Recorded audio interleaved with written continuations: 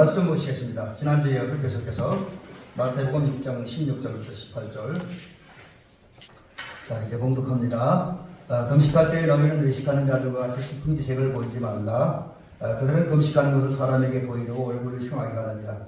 내가 진실로 너희에게 이르노니 그들은 자기 상을 이미 받았느니라. 너는 금식할 때 머리에 기름을 바르고 얼굴을 씻으라. 이는 금식하는 자로 사람에게 보이지 않고 오직 은밀한 중에 계신 내 아버지께 보이게 하려 함이라. 은밀한 중에 보시는 내 아버지께서 갚으시리라. 아멘.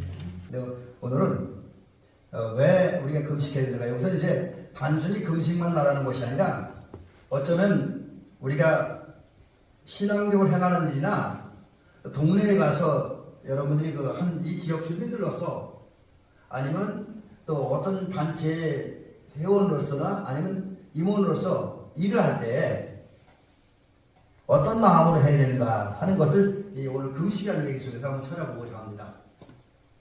그래서 먼저 한번 말씀을 이렇게 시작을 합니다. 저는 이제 물을 참 좋아해요. 이 계곡이나 바다에 가면은 맑은 물을 봅니다. 맑은 물. 그래서 맑은 물을 보면 얼마나 물이 맑고 깨끗한지 속 바닥까지 다 든다고 해요. 하여튼 맑은 물을 보면 그 느낌이 어떠냐. 깨끗한 물을 보면 마음이 맑아져요. 내 마음이 맑아져. 맑은 물을 보면 그리고 내 마음이 맑아지고 또 내 마음이 순결해지고 깨끗해지는 걸 느낍니다. 더러운 물을 보면 이런 게 안 느껴지는데 맑은 물을 보면 물 자체를 보면서 내 마음이 깨끗하고 내 마음이 순결해지고 또 순수한 그런 기분과 마음이 듭니다. 그래서 맑은 물을 본다는 건 너무너무 행복한 사실이에요. 근데 요즘에는 우리 덴마을도 너무 많이 오염돼서 과거처럼 이렇게 맑은 물을 많이 볼 수 없다는 게 안타깝긴 합니다. 제가 왜 이렇게 앞에서 맑은 물을 보면서 순수한 기분 든다는 얘기를 했냐면 예수님이 원하는 게 뭐냐. 예수님이 오늘 저와 여러분들에게 바라는 마음이 있어요. 저는 요즘에 이 부분에 굉장히 관심을 많이 갖고 있는데 맑고 깨끗하고 순결한 거, 순수한 거. 그 마음.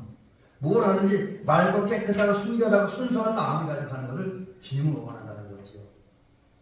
우리 대민교 성도님들이 교회에 나와서 기도를 해도 찬양을 해도 그렇고 예배를 드려도 그렇고 봉사를 해도 그렇고 또 집에 가서 뭘 해도 그렇고 어떤 자리에서 무엇을 하든지 주님은 저와 여러분들이 맑고 깨끗하고 순결한 그래서 순수한 마음을 가지고 그런 의도를 가지고 무엇이든지 하는 것을 원한다.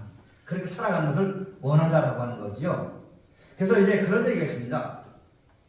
여러분 예수님께서 누가복음 18장에서 말씀하는데 어느 날 세리가 성전에 가서 기도를 합니다. 근데 제가 바리새인 기도는 오늘 얘기 안 할 거예요. 그건 오늘 설교와 관련이 없는 얘기니까 이 바리새인이 아닌 서기가 성전에 가서 기도할 때 그 모습이 어떻습니까? 성전 뒤에 섰습니다. 감히 눈을 들어 하늘을 쳐다보지도 못하고 이렇게 가슴을 치면서 기도합니다. 하나님이여 불쌍히 여겨주옵소서. 나는 죄인이라서이다. 여러분 지금 세리가 한 기도는 다름없어요. 바리새인은 여러 가지 자랑을 하는데 세리는 가슴을 치면서 나는 죄인입니다. 나를 불쌍히 여겨주옵소서. 두 가지만 간구합니다. 물론 이 세리가 얼마나 기도했는지 그 시간은 모르겠어요. 근데 그 성경에 의하면 또 예수님 말씀에 의하면 세리가 기도하면 두 가지야. 나를 불쌍히 여기주옵소서. 나는 죄인입니다. 여러분 이런 세리를 보고 그 세리의 기도죠. 세리를 기도하는 모습, 기도하는 소리를 들고 주님께서 말씀하잖아요. 뭐라고 말씀합니까? 예수님 말씀하시기를 이렇게 해서 이 사람이 의롭다 하심을 받고 그의 집으로 갔느니라. 지금 바리새인하고 세리가 같이 기도했는데 상식적으로 보면 일반인들이 보기에는 바리새인이 더 의롭다고 여겨졌고 바리새인은 의롭다함을 받아야 된다고 생각했는데 예수님 말씀에 의하면 바리새인이 아니래요. 이 사람이 아니고 오히려 바리새인이 아니고 이 사람은 세리가 의롭다 하심을 받고 그의 집으로 데려갔다. 그의 집으로 갔다. 자 그러면 왜 사람들이 바리새인을 더 그 의롭다고 여기고 경건하다고 여기고 세리는 도둑놈의 사기꾼이나 손가락질하는 그런 사람을 향해서 이렇게 좋은 얘기했을까요? 예수님의 기도를 들어보면 그 예수님은 지금 세리의 기도, 세리의 기도하는 모습 그 자체를 인정하십니다. 칭찬하세요. 사람들 생각은 전혀 다르죠. 쉽게 요즘 이렇게 쉽게 보면 저 같은 목사님들이 교회 와서 기도를 해요. 그 제사장들 거의 기도하니까. 근데 반면에 뭐 그럴 일 거의 없겠지만 어쩌다가 좀 안 좋은 어두운 세상에서 일어나는 사람들이 교회 와서 기도를 해요. 그럼 대부분의 사람들이 누구를 더 경건하다고 생각하겠습니까? 대부분의 사람들은 속을 모르는 사람들은 목사님이 더 경건하다고 그럴 수도 있겠죠. 근데 어떤 똑같다는 것은 없지만 주님의 입장에서 볼 때 그 기도하는 사람, 성전에 서 있는 사람의 의도에 따라서 마음에 따라서 목사님이 아닌 어둠의 세계에서 일을 하는 사람을 의롭다라고 할 수 있다라고 하는 거지요. 이건 무서운 얘기입니다. 자, 그러면 오늘 예수님이 바리새인이 아니라 세리를 인정하시고 칭찬하겠습니다. 오히려 그를 의인이라고 칭찬하셨어요. 의롭다고 바꿔 물어봤다. 자, 그러면 왜 주님께서 바리새인의 기도가 아닌 세리의 기도를 들으시고 칭찬하시고 인정하셨을까? 그 이유가 있습니다. 그 이유는 그런 거예요. 예수님의 눈으로 볼 때 우리는 겉만 보잖아요. 겉사람만 봅니다. 근데 예수님의 눈으로 볼 때 예수님은 마음을 보시니까 그 마음을 보시는 중심을 보신 예수님의 눈에는 바리새인보다 세리가 더 순수했어요. 더 진실했어요.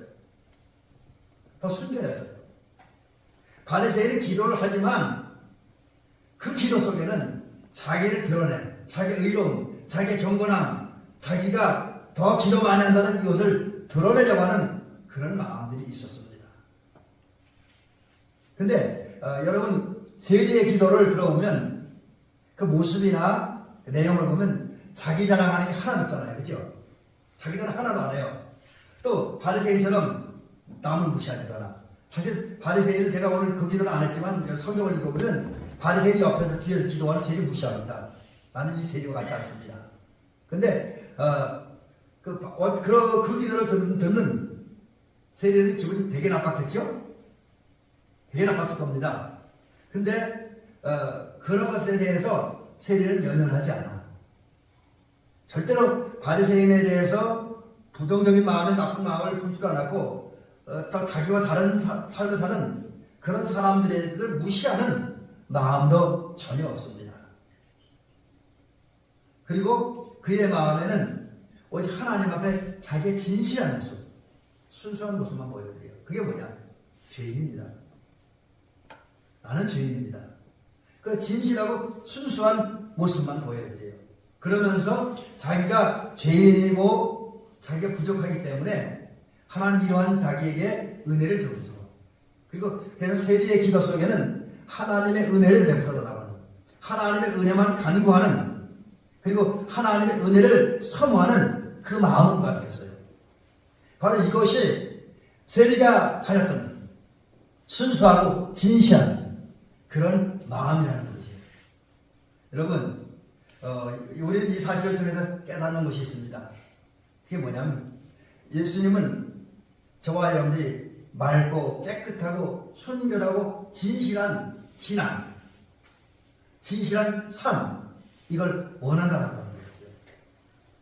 그래서 그런 예수님이 원하는 걸 통해서 우리 깨닫는 게 뭐냐면 참된 신앙은 어디서부터 시작했냐? 내 마음으로부터. 그래서 참된 신앙은 바로 깨끗하고 순결하고 순수하고 진실한 마음. 하나님 앞에 내가 가장 깨끗하고 순결하고 순수한 마음, 진실된 마음으로 하나님을 바라보고 하나님을 의지하는 게 참된 믿음이라는 거죠. 그래서 우리 기독교를 우리는 마음의 정죄라고 얘기하는데 내 마음이 깨끗해야 되고 내 마음이 진실해야 돼요. 그게 참된 신앙입니다. 아무리 여러분 기도를 많이 해도 아무리 헌신을 많이 하고 봉사를 많이 해도 그 마음이 참되거나 순결하거나 순수하지 않고 그 마음에 어떤 불결함이 있어서 불순물이 껴서는 안 됩니다.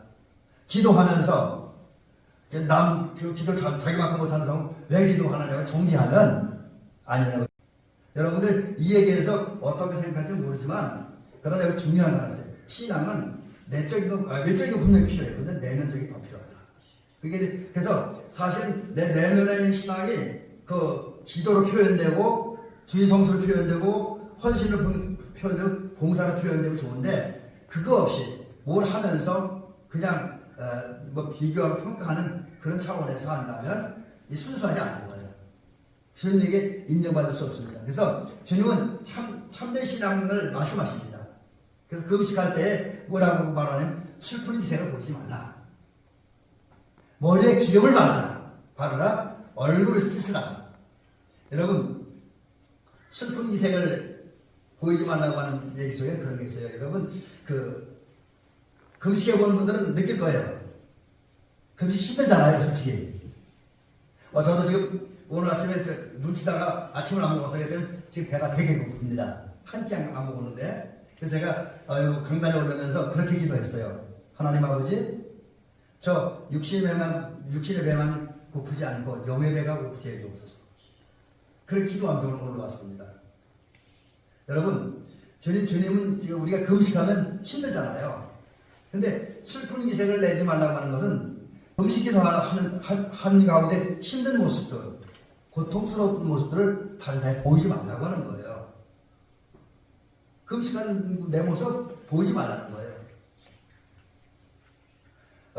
그리고 머리에 기름을 바르라. 또 얼굴을 씻으라. 오히려 다른 사람 내가 금식하는 것을 모를 정도로 나를 잘 단장하라는 거예요. 머리에 기름을 바르라. 얼굴을 씻으라. 세수하라는 거예요. 깨끗한 모습, 단정한 모습. 그래서 주변 사람들이 와서 저 사람 금식하는 것 같지 않게 하라. 여러분, 우리가 기도할 때도 마찬가지입니다. 그 기도하는데 사실은 뭐 여러 가지 다양한 기도가 있겠지만 그러나 중요한 건 내가 기도하는 걸 다른 사람이 모르게 하는 거지. 은밀하게.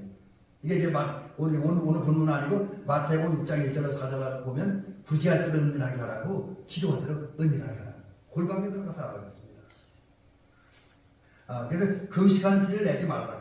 그러니까 결국 이 얘기 속에는 한마디 정리하면 금식을 해도 뭘 해도 기도를 해도 헌신해도 순결한 의로 순수한 마음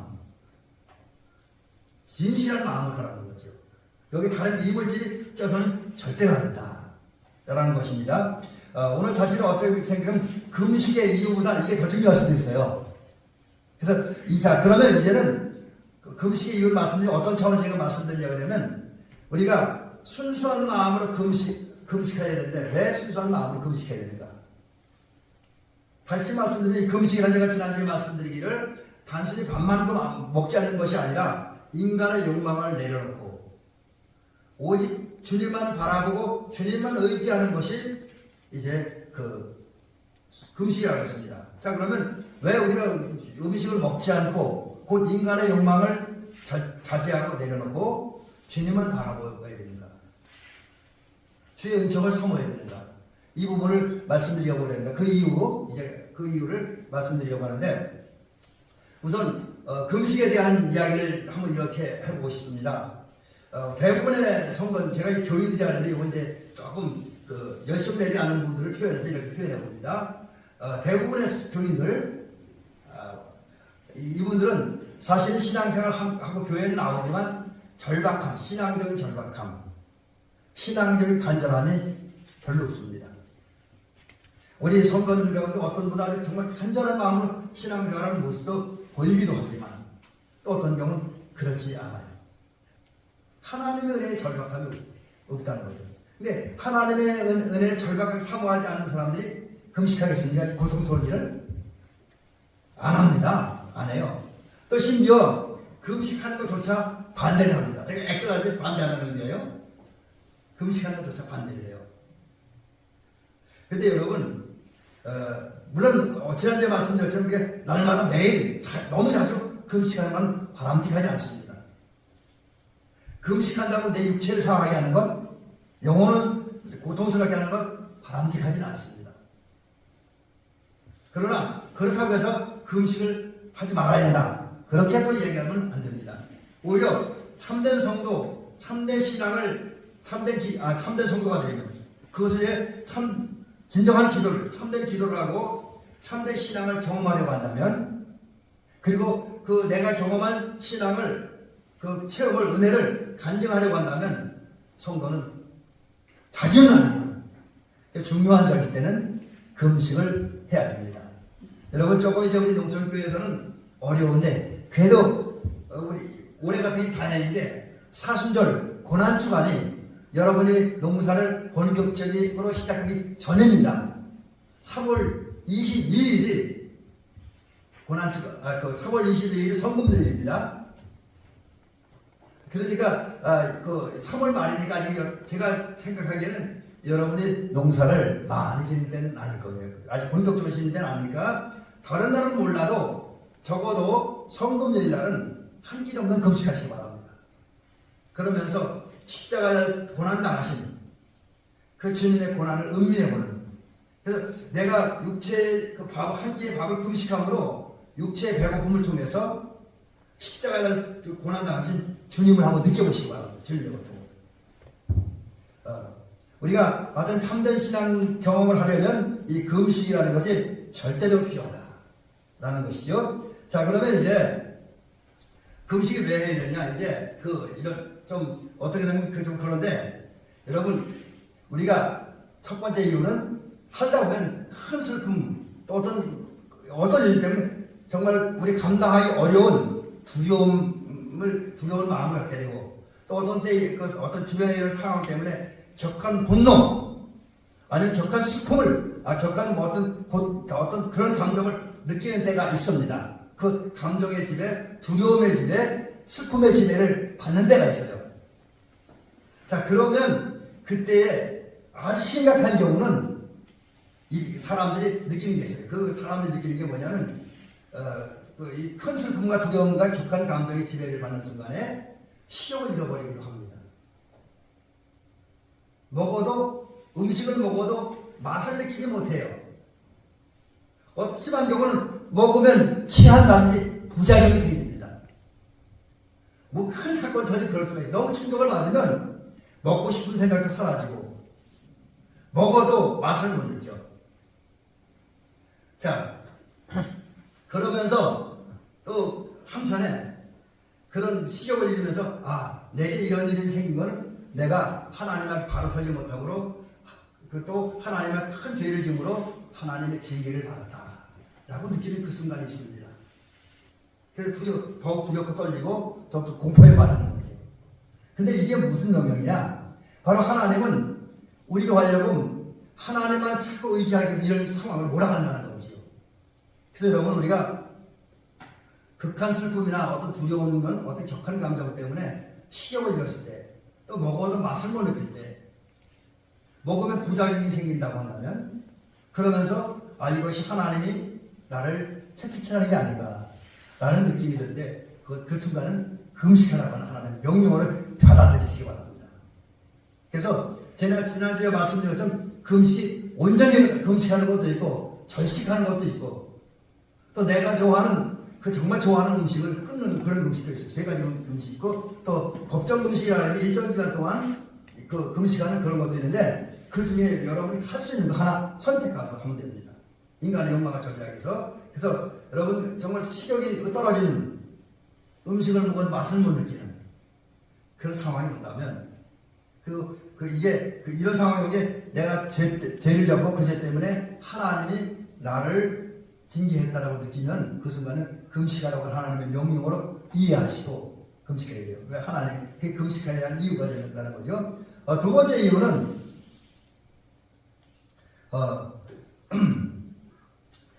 좀 심한 표현인데, 영원한 멸망에 빠지게 하는 음식을 삼가하고 절제하고 주의하기 위해서.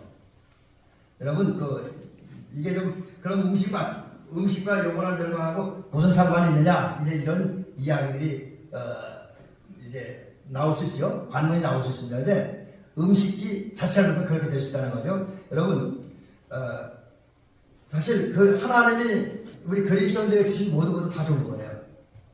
음식도 좋은 거예요.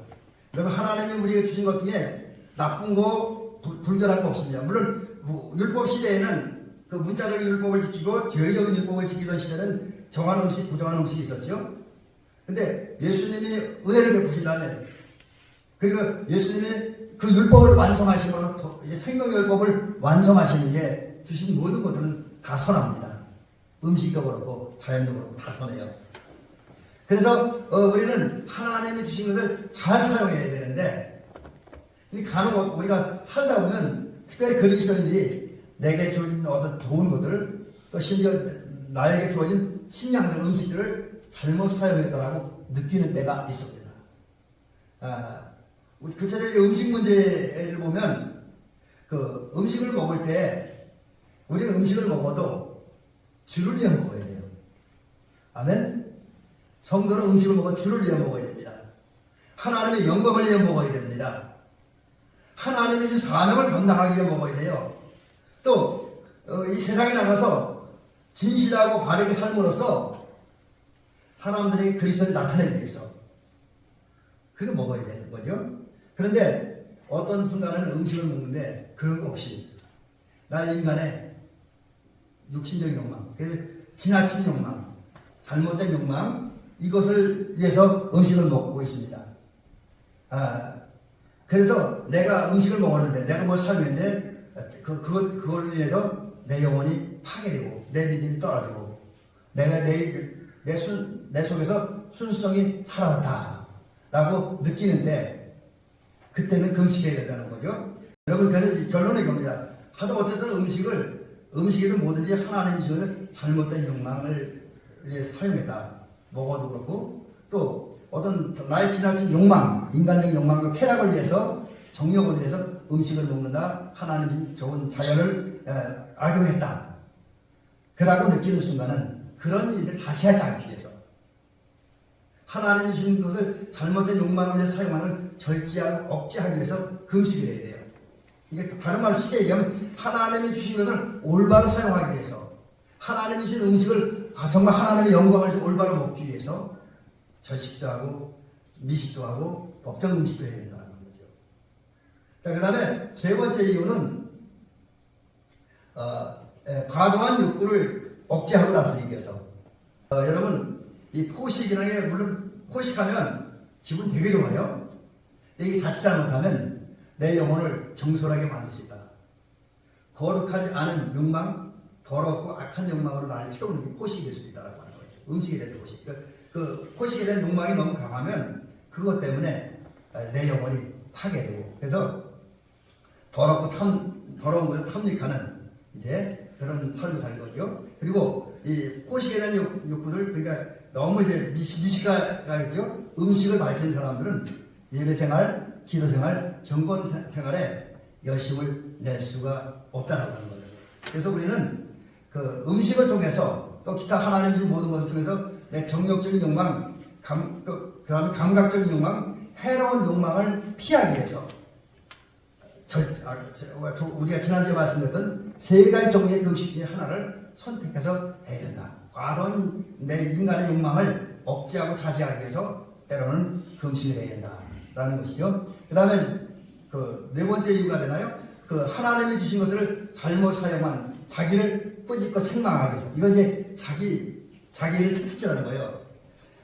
조금 전에 말씀드렸처럼 하나님 주신 음식은 다 선하고 아름다우고 좋은 거예요. 그런데 이것을 잘못해서 육적인 책망과 욕망과 쾌락을 위해서 먹었을 때 또 어떤 그 세상적인 그 음식 좋은 거 먹고 자랑하기 위해서 뭐 이런 걸 먹었을 때 그것도 그런 느낌을 가졌을 때 그것을 억제하기 위해서 그리고 그런 잘못을 보면 자기를 책망하고 다시는 그런 짓을 하지 않기 위해서 금식을 해야 된다는 거죠. 그 다음에 이제 다섯 번째 좀 되는데 기도에 큰 도움을 얻고자. 여러분 우리가 사실 성도들은 기도를 해야 되잖아요. 그리고 또 기도를 했는데 할 수 있으면 은밀하게 기도하는 게 좋습니다. 은밀하게 하는 게 좋습니다. 다른 사람이 내가 기도하는 걸 모르게 할 정도로 그렇게 기도하는 게 좋다라고 하는 거죠. 근데 여러분 우리가 개인 기도할 때 은밀하게 기도할 때 오랫동안 기도하려면 또 자주 기도하려면 늘은 아니지만 어떤 순간에는 금식이 필요하다는 거죠. 기도 생활하는데 금식이 필요하다. 또 하나님이 원하는 게 뭐냐면 하나님은 우리 영혼을 3층 전까지 초청해서 그러니까 이게 다른 말로 쉽게 얘기하면 우리 영혼을 가장 고차원적인 단계까지 초청을 해서 우리 영혼을 하나님께 묶어놓고 그 상태에서 하나님과 우리 사이에 영적인 신령한 교제가 이루어지기를 원하십니다. 그래서 우리는 이런 이제 세계에 들어가기 위해서 금식을 해야 됩니다. 금식은 기도의 여러 가지 모양으로 도움이 되기 때문에 금식해야 된다라는 거죠. 그 다음에 이제 하나님의 진노를 피하고 우리가 삶에 필요한 여러 가지 은혜와 복을 받는 도구가 되기 때문에 우리는 금식을 해야 된다라는 거죠. 여러분, 물론 이제 이 말씀을 드립니다. 아마 요 얘기는 어떤 면에서 성도는 조금 이해하기 어려울 수도 있어요. 근데 진실한 마음으로 이 말씀을 드려야 될 거예요. 우리가 금식한다는 것은 그 금식이 내가 은혜를 받고 복받는 필수 조건은 아닙니다. 필요하긴 하지만 필수 조건 아니에요. 꼭 금식해야 되고 꼭 금식해야 은혜 받고 꼭 금식해야 죄송함 받고 꼭 금식해야 내 기도 응답 받고 그런 건 아니에요. 뭘 극단적인 상황이 그렇게 가지만 꼭 그래야만 되는 건 아닙니다. 또 맞는 기도하고 그랬는데 내가 금식했다고 해서 하나님께 무조건 주시는 건 아니에요. 은혜 주시는 건 아니에요. 왜냐하면 여기 중요한 게 뭐냐면 하나님은 은혜를 주시고 복을 주실 때 하나님의 방법, 하나님이 원하시는 방법, 하나님이 원하는 사람에게 복을 준다는 거죠. 그래서 내가 금식을 했기 때문에 하나님 나에게 복 준다, 은혜 준다. 그러면 그게 뭐가 되냐면 그게 이제 어떤 조건부적인 신앙 가는 거죠. 거래 신앙. 근데 하나님 원하는 거래 조건부 신앙이 아닌데 순수한 거잖아요. 그래서 하나님은 우리 복을 줄 때 내가 금식해주는 게 아니라 그냥 나를 사랑하기 때문에 나에게 은혜를 주시면 그냥 은혜 주시는 거예요. 그래서 하나님이 복 주시는 방법은 하나님 방법대로 또 하나님 복 주시면 하나님 원하는 사람에게로. 그래서 어떤 사람에게 금식할 때 복이 임하기도 하고 어떤 경우는 금식을 안 했는데 복이 임하잖아요. 은혜가 임합니다. 근데 여러분, 그럼에도 불구하고 이 금식의 역사는 뭐냐면 진노를 거두게 합니다. 진노를 거두게 해요. 그게 어디서 나타나냐면 요나가 이제 하나님의 명령을 거절하고 다시스로 가다가 물고기 뱃속에 던져지잖아요. 그래서 회개하고 돌아와서 니느웨에 가서 40일 후면 니느웨가 망한다고 외쳐요. 그 말을 들은 니느웨 사람들이 요나가 원하는 게 다르게. 사실 요나는 이스라엘 아주 전통적인 민족주의자이기 때문에 이스라엘 백성 외에 다른 민족은 하나님의 심판을 받아 망해야 된다고 생각을 했어요.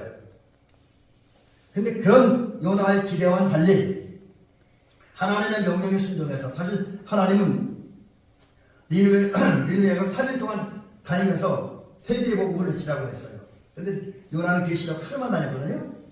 근데도 요나의 외치는 소리를 듣고 니느웨 사람들이 성경에 보면 가장 큰 자로부터 가장 작은 자. 쉽게 얘기하면 왕으로부터 백성에 이르기까지 심지어 짐승에게까지 배옷을 입고 죄를 무릅쓰고 하나님 앞에 회개했습니다. 그럴 때에 니느웨의 아수르의 수도인 니느웨에 임하기로 했던 재앙이 물러갔습니다. 재앙이 물러갔어요. 그래서 이렇게 금식하며 기도하는 것은 하나님의 진노를 거두게 하는 원인입니다. 하나님의 진노가 거쳐지는 거예요. 그래서 여러분과 제가 하나님 앞에 큰 죄를 졌을 때 하나님의 진노를 피하려면 금식도 해야 됩니다. 그 다음에 이 진노는 필요한 하나님의 은혜와 복을 받게 하는 통로가 됩니다. 특별히 성경에 보면 느헤미야가 있는데 느헤미야가 이제 포로로 갔잖아요. 이다가 바벨론 제국이 망했을 때 포로로 끌려갔습니다. 근데 느헤미야서의 1장에 보면 느헤미야가 거기서 금식하며 기도했어요. 민족을 위해서 자신을 위해서 금식하며 기도했습니다. 그럴 때 느헤미야는 어떤 복을 받았냐면 처음엔 포로로 끌려갔는데 바벨론 제국에서 술 맡은 관원장이 있어요. 왕의 술을 만들고 관리하는 그런 직임을 얻었습니다. 이게 대단한 겁니다. 이 느헤미야가 바벨론 왕의 술을 맡았다고 하면 바벨론 왕의 사랑을 받았다는 거예요. 바벨론 왕의 절대적 신뢰를 얻었다는 거예요. 그래서 막강한 권력을 소유한 사람이 되었다는 거지. 느헤미야가 자신과 민족을 위해서 기도하며 금식한대. 그래서 이제 금식 기도는 하나님의 진노를 물러가게 하는 원인이 되기도 하고 내가 필요한 하나님의 은혜 복을 받는 길이 되기도 합니다. 물론 제가 맞는 길은 아니지만 그러나 하나님 금식하며 기도하는 사람들에게 당신이 방법다. 당신이 원할 때, 당신의 때에 은혜와 복을 준다라는 것이죠. 마지막 이제 예수님의 명령이기 때문에 우리는 금식해야 됩니다. 물론 성경에 예수님께 금식하라 그렇게 직접 말씀하지 않았어요. 금식하라고 직접 말씀하지 않았습니다. 오늘 우리 성경에 보면 금식을 물론 하지 말라고 하지 않았지만 금식을 하라고 직접 말씀한 것도 아니에요. 근데 여러분 그럼에도 불구하고 예수님은 간접적인 방법으로 금식하라고 명령을 하고 있습니다. 그래서 뭐라 하냐면 너는 금식할 때 머리에 기름을 바르고 얼굴을 씻으라. 이 얘기는 결국은 금식하라는 거예요. 그런데 다만 하나님이 받으실 만한 은밀한 모습으로 조용한 모습으로 하나님만 생각하면서 금식하라. 순수한 마음으로 금식하라. 이렇게 말씀한 거예요. 왜 그러고 하나님이 이런 말씀을 하느냐? 하나님은 하나님의 백성들이 하나님의 절대적인 은혜가 필요할 때 자신의 한계를 느끼고 자신의 한계 때문에 그 문제와 고난과 두려움과 공포를 물리칠 수 없을 때 그래서 하나님의 은혜와 도움이 절박하게 필요한 그 순간에 금식하라고 하는 거예요. 그래서 금식은 예수님 직접 말씀하는 건 아니지만 이 말씀을 들으면 우리를 향한 예수님의 명령입니다. 그래서 우리는 금식을 해야 됩니다. 자, 그리고 이제 오늘 말씀 다 마쳤는데 여러분 오늘 말씀 전체를 보니까 우리에게는 분명히 이제 인간의 욕망을 자제하고 하나님만 바라보고 의지해야 할 하나님께 기도해야 할 이유가 있습니다. 꼭 그것이 이제 좀 심하게 표현되면 금식해야 할 이유가 있습니다. 여러분 너무 자주는 하지 마시고요. 하지만 중요한 일이 있을 때 어려운 일이 있을 때 하나님 앞에 금식하며 매달림으로써 그 금식 은총에도 보니까 금식 은총이 하나님의 놀라운 은혜와 복을 받으시기를 주의 이름으로 축원합니다.